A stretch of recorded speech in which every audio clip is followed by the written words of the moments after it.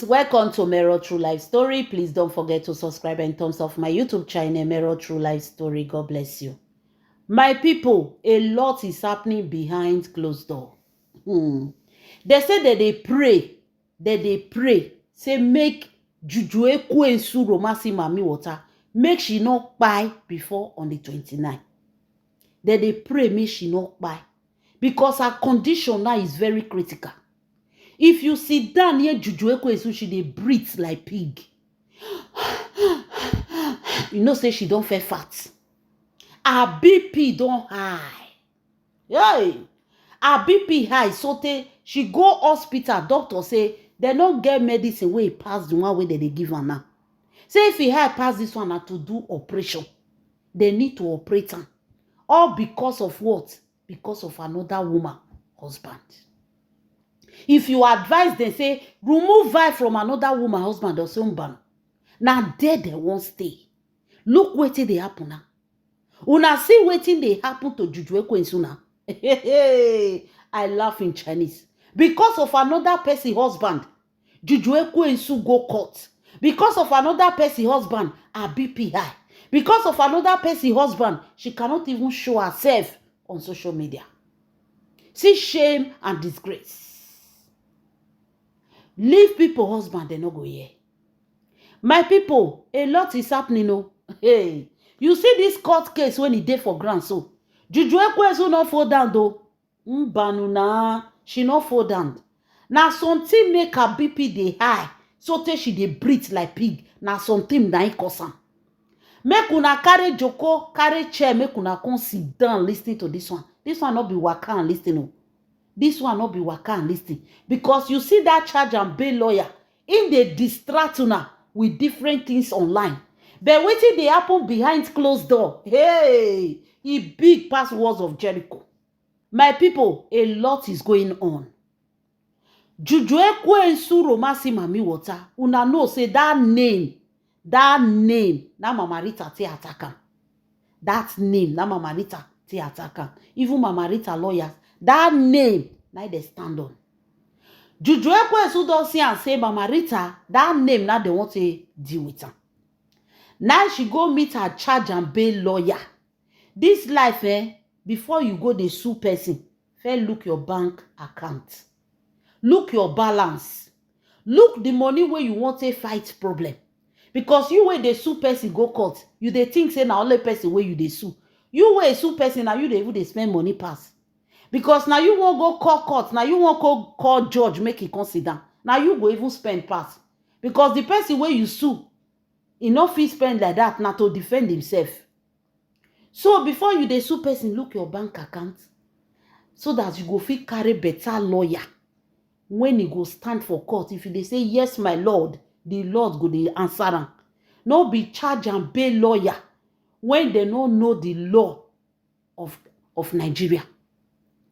Now when Juju Ekwensu see say Mama Rita don't begin dey threaten her with that name, say that name Juju Ekwensu must bring out the certificate and the court when they for dash am that name.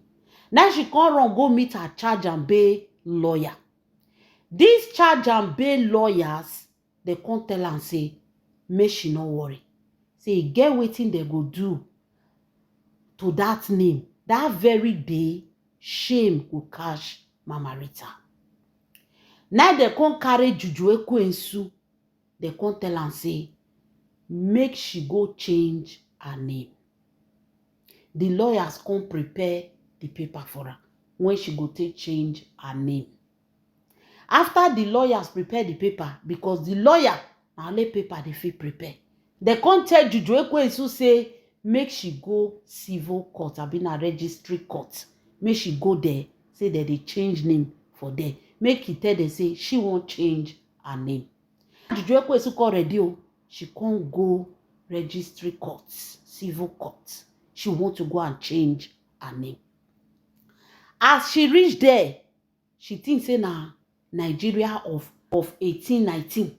You know say the Nigeria where we dey now, even if we never see, even if our country never open up like that, but a lot of things have changed. You know, say number two, Juju Ekwesu na still village girl. She not too understand things like that. If una see how they behave like this, make una know say na village girl. Now una dey deal with her. This is not the Queen May Edochie wey they born and brought up in Lagos. Those were already born in a civilized place. So, Juju Ekwesu Romasi Mami Water, without even sitting down to ask her own self, say, how does it work? Or how the thing not dey work? As the lawyer give am paper, she carry the paper. Go registry civic, they call am kinikon, court to change her name because they say now there, now they do changing of name. As Juju Ekwesu reach there, person wey karma don conk him head, run from them o, run from them. Karma is very trickish. You can help somebody that is already cursed, and that curse will automatically transfer. Karma will visit you also. So be very careful of the people you help, the people you be in their life. Some people, God now they punish them, make they suffer. Let them suffer. Not everybody you help. Some now God now they punish them. You see Juju Ekwesu, God really deal with them. God is really punishing Juju Ekwesu. Juju Ekwesu reach register court. Now run she run. Hey, now run Juju Ekwesu run. Una for years say they arrest am. Juju Ekwesu cause say he won't change name. Now they cause say fine. Oh, that is one. Yeah, you have anything to prove? He can't bring lawyer paper. Which will make it very easy. Now they can't tell him which name you want change.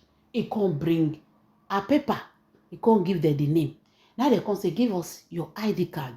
He can't give them card. As they look am, they can't see the name where they there. The name which you want change to. Two different name automatically, which does not happen in the registry court. The registry court say, it's either women marry, they want to change their surname, or somebody won't add native name, or won't change English name, or won't change native name. But if you are changing your name, your surname remain with you. They say out of the whole Nigeria, they say it not reach 3% of people where they thought, okay, I won't totally change my surname, go my own personal surname because me and my papa no they agree. They say it not reach 3% as Nigeria big rich. So they were surprised. They come ask and say, wetin make you want just change all your name totally? Because the name when he did the other one is Uchechukwu Judith Moghalu. The name when she want change to is Judy Austin Yul Edochie. Does it look alike? Now the court can say no. This name is very strange. This is the very first time where they see person where just change name. No, you not take back your English name. You not take back your native name. You just want to change everything automatically. Now they can't tell Juju Ekwesu say, at this point, you don't need only lawyer paper. You need to go bring police reports. Make we know say you don't get any problem with the police. You need to go bring one paper. Say they can't tell her one paper when lawyer will go bring for court. Which go prove say Juju Ekwesu no get case for court.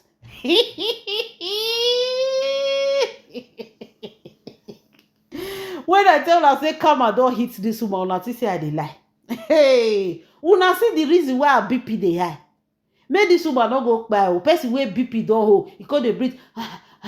Abeg run go sit down for hospital. Just sit down with doctor for there. Make they just dey monitor you. Because anything can happen o. Now make your family say if Juju Ekwesu reach on the 29, now only God na him save am. My people, they can't tell her say make they go bring paper come for court. She no need to get court case. She no need to get any problem at all. Then make she go bring her passport. Make she bring her passport when they will register to see if there is any stamp out, anything, any problem with the custom leaving the country, coming into the country. Not be smart, you know. Juju Ekwesu say Nigeria na 1809 now we dey. Hey. Now they tell her say make she go bring all these things because she can be a criminal that just want to automatically cancel all her name and take a new name. How will they know? So for them to know that really, I don't like all this name at all. Both my name, my English name, my native name, my papa name, I don't like it. I just want to regenerate myself with new name. You have to go and bring police reports. Go bring one paper for court, and your lawyer self could stand here with you. Now they call tell Juju Ekwensu. As they talk, now another person come. Come tell Juju Ekwensu say, in short, make Juju Ekwensu wait. Make they call one office. Make they confirm something. Now Juju Ekwensu say, no. Make they not worry, make him go see a lawyer. Now so Juju Ekwensu take wrong. The reason why they tell her say make she wait, because they don't suspect her. They come tell us, okay, wait, let's call one office. Now police they won't call. Police now they won't call. How can you just change all your name? All the name you want change her. And the worst part of it, the Yul Edochie when he dey for inside, now another person name, not be your name. So Juju Ekwensu say after she don't tell them everything for that office, she see the way these people they cut her for each other. Now she know say these people get plan. Now she cut them say no, she won't run go meet her lawyer. Now she take wrong, come on for them. Now the lawyer charge and bail lawyer where you carry cannot even tell you wetin dey happen for them. No be the lawyer supposed tell and say, if you go where they change name, see wetin dey happen, see wetin dey not dey happen, see wetin the law talk, see wetin the law not talk. But as e be say Juju Ekwensu go carry charge and bail lawyer, go carry lawyer wey no get head. Lawyer no fit tell am the risk of changing name no be wetin they change overnight. You see say behind closed door, these people they plan evil. They be won't go shock Mama Rita. By the time she changed the name, she go quick run, go court. Court they say, see, the name na my own. And for that place where they change name, they can't even tell Juju Ekwensu say, to change the name, not be 2 days, 3 days thing. So they will send that name, they will post it, they will carry that name, they will put them for newspaper. They will put them for front of outside, make people see. Anybody where they pass the office, the court for there, they go they see and say, somebody like Juju Ekwensu want to change her name. Now something where they put for outside. When it be say, people need to see her. Say this person know if they change the name, not be secret. Now Juju Ekwensu te run. As he go meet a lawyer, the charge and bail lawyer, they can't still send down, go another place. Say people there where they do the things underground. Now the lawyers, they can't still call some people where they know for there. They can't tell them. Those ones come say, okay, make Juju Ekwensu come. As Juju Ekwensu still go meet those ones for office, they can't see the name. They can't say they no fit do one. If to say now only Juju Ekwensu name, because they ask her, say, which is your English name? Tell them. Which name be this Judy? Tell them. Which name be this Ostigi? He tell them. Which name be Yul? He said, nah, the man, when he deal with, now they say, no, everything supposed to be only your name. So that he get the way they'll take right and when you take defend yourself. Those one can tell and say, then too, they no fit do one. Because that Yul, when he dey for inside, Yul Edochie, na another people name. It go cause problem for court. Now they can tell and say, bet, you get court case? He say yes. Now they say no. They no fit still do one. It go be problem. They can tell and say, as far as you don't get court case, they go discover for court whether you change name. They go know the date, everything they go get am. All the details. It go reach their hand for court there. So they can't even advise Juju Ekwensu to say, as it is now, the best thing is for her not to temper with changing of her name. If she try am, if they catch her for court, she will pay dearly for it. Now she still go meet her lawyer, say, these people underground, it not still work. They say they no fit help am. Now they come tell and say, okay, another place still dey again. When it be say that they register name, all this address, when they use name will not be their own till they act. It gave here that they still fit they go they register that name. It go be like their name, but it go be their acting name. So they can't tell Juju Ekwensu say, make it go there, make it go register that name. She go say na name when she take the art movie. So na the name wey be say she take the art movie, the name when everybody know am for. She can't go meet those people. Those people na just to register the name. She go get paper, say see the paper, she register this name. Now Juju Ekwesu can't go that office. As she reach the office, they can't begin the question Juju Ekwesu about the same name. He can't call the old name which they be Judy Ostingi Yul Amobingo Edoche. And they say, Edoche, Yul Edoche, is that your name? He said no. Who get the name? He said now our present husband. And they say they no fit do that one. If you won't claim name, now name will belong to only you. Now they fit register for you. That other person name, that person do already they use that name for the industry. That name has been already registered by Amobingo, which is Yul Edoche. It already registered. So you cannot add Yul Edoche to name where you claim say you they use the art movie when they know you for.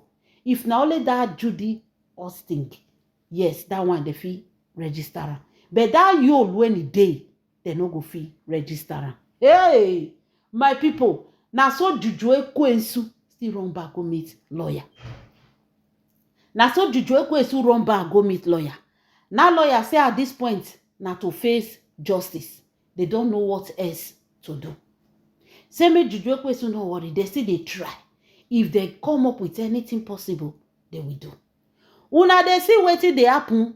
Well, una just say Juju Ekwesu dey sit down, they wait on the 29th. Hey! Ekwesu romance mami water, they run up and down like frog when he jump come out for inside water. Itaka itoko, itiki itaka, everywhere. She dey run up and down. She is restless. She is restless. If they can rewind the hand of the clock, Juju Ekwesu no go near courts. You can't be a criminal and you want to arrest person, say it if you. Oh, now waiting Juju Ekwesu they do behind closed door. So that lawyer way, that charge and bail lawyer way, they distract una. So make una know say behind closed door, this was her plan. She wanted to put Mama Rita to shame. That day she go reach court, she'll bring the paper. The name is registered in the court of law. But she was surprised. Say it's not that easy. So before you they go change name, just know wait here, wait you. Hey, all these women where they carry men in the ma we be say never marry una and they claim their name. Make una know say no easy. The ones where they marry, not even easy for them to change their name back to their papa name. Now you, when you go tafia, give yourself name will not be your own. Now it can't easy to claim the name. My people not be smart. You Judy read buy market too. Judy buy market. The lawyer say make them go court first. Make them go see what go happen. Say if it be say they come up with something else, they will help Judy. Judy is restless. Her BP do high. Now let she sue people. Now let she not get rest of mind. Be careful before you sue people. With the condition of Nigeria right now, with the way things are expensive, I beg, court case is not the best this time. Unless you get money you want to dash lawyer, and you get money when you want throw away. All these things na money. So Juju Ekwesu, they say she is restless behind closed door. She is running eta and scatter, looking for solution on how to defend herself with that name. But there is no solution. Person where God don't curse am. Person where devil don't conquer yet, devil don't conquer yet. No peace for Juju Ekwesu. Now she sue people, now she they run up at now. The hunter have become haunted. My people, make una leave una comment for the comment section. This is Mero True Life Story. God bless you.